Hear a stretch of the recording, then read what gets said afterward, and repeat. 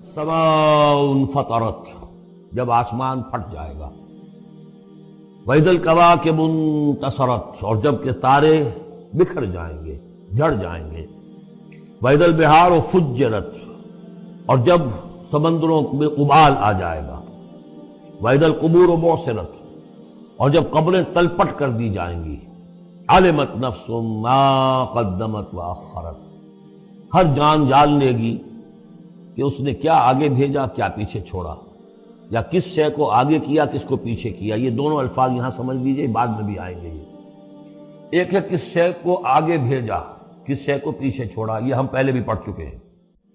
ایک یہ ہے کہ دنیا میں انسان کا ہر طرز عمل جو ہے وہ دو چیزوں کے درمیان طے کرتا ہے کہ اس میں سے کس کو میں پرائرٹی نمبر 1 دوں، کس کو پرائرٹی نمبر 2 دوں۔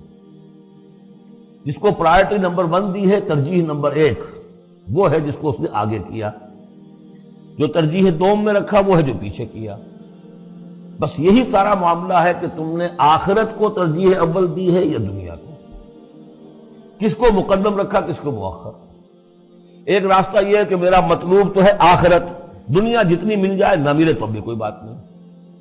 ایک یہ ہے طرز عمل کہ میرا اصل مقصود ہے دنیا، آخرت کچھ مل جائے تو بونس ہے، کسی کی سفارش سے مل جائے، کسی کے اور ہیلے بہانے سے مل جائے، لیکن مقصود میرا دنیا ہے۔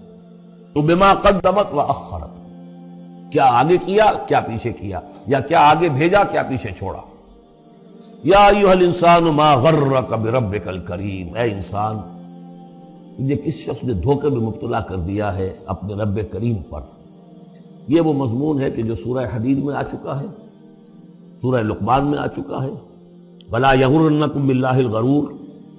یہ جو شیطان ہے یہ وسوسہ بھی پڑھاتا ہے، اس کی جو چالیں ہیں ہر ایک کے لیے ایک جیسی نہیں ہے۔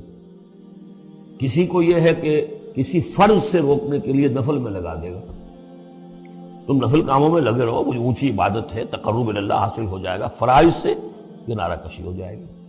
کہاں یہ اقامت دین اور کہاں یہ فرائض دینی چھوڑو، آپ تو بس ذکر کیا کرو اور تہجد پڑھا کرو، رات کو جاگا کرو، یہ ہے اصل۔ لیکن تو فرض سے غافل کر کے اگر نوافل میں لگایا، بیڑا غرق کر دیا۔ اسی طریقے سے یہ اس کی ایک چال ہے۔ اللہ تو بڑا غفور ہے، بڑا رحیم ہے، یہ کیا چھوٹی چھوٹی باتوں پر وہ پکڑے گا، خواہ تمہیں خیال ہے وہ اتنا کوئی خردہ گیر نہیں ہے۔ اللہ بڑا غفور ہے، کریم ہے، رحیم ہے۔ اب اس سے وہ جری کرتا تھا کہ جرت بڑھتی جا رہی ہے اسی پر کہ اللہ کی شان غفاری پر دھوکہ کھا رہا ہے۔ یا ایھا الانسان ما غرک بربک الکریم، کس چیز نے تجھے دھوکے میں ڈال دیا ہے اپنے رب کریم کے بارے میں۔ الذی خلقک فسواک فعدلک، جس نے تمہیں تخلیق کیا پھر تمہارا پیدا کیا، برابر کیا۔ عدلک، تمہارے قوائے جسمانی، قوائے نفسیاتی، ان سب میں ایک اعتدال پیدا کیا ہے۔ یہ عدل جو ہے یہ گویا کہ اس تخلیق کے اندر بھی مضمر ہے، انہیرنٹ ہے، اور اللہ تعالیٰ بھی عدل کرے گا تاکہ جو بھی گناہگار ہیں ان کو سزا دی جائے اور جو نیکوکار ہیں ان کو جزا دی جائے۔ یہ اس کا تقاضا ہے۔ لیکن تم در حقیقت اس کی شان غفاری کو ایمفیسائز کر کے اور اس پر زیادہ اس پر زور ڈال کر تم انکار کر رہے ہو۔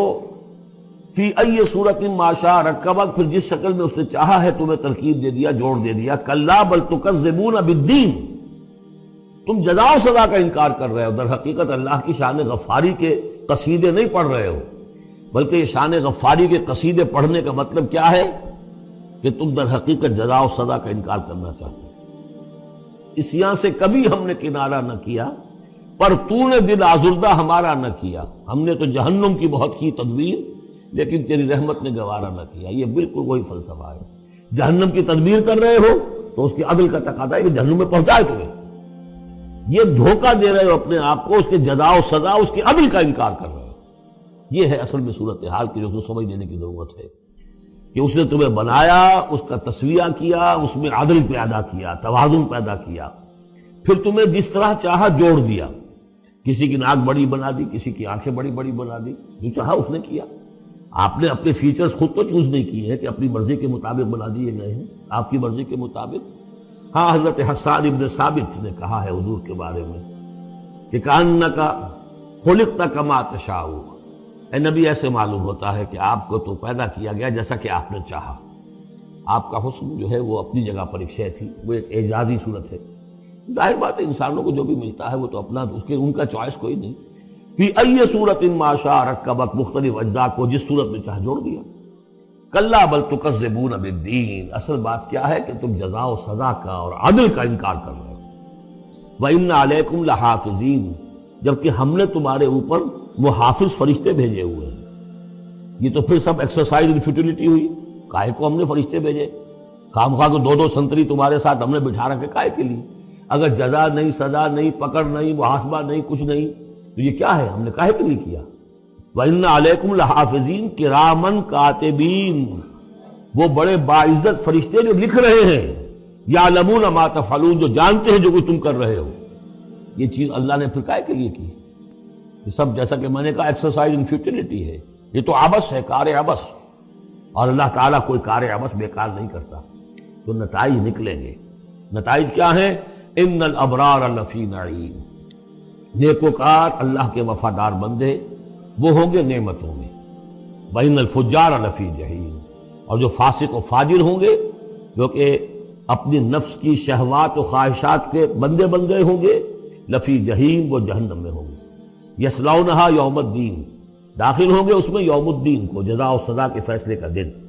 وما ہم عنہا بغائبین، پھر وہ وہاں سے کہیں جا نہیں سکیں گے، غائب نہیں ہو سکیں گے. وہاں سے نکلنے کا کوئی سوال نہیں، وہاں سے بھاگ جانے کی کوئی جگہ نہیں.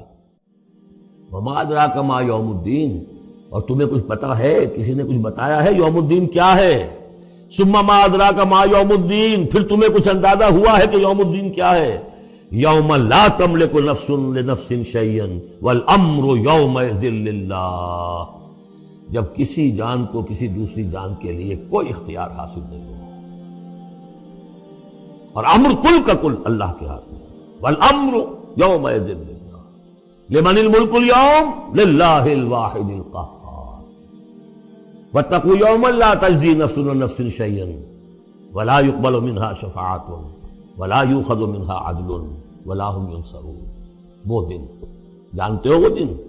وما ادراک ما یوم الدین ثم ما ادراک ما یوم الدین یوم لا تملک نفس لنفس شیئا والامر یومئذ للہ.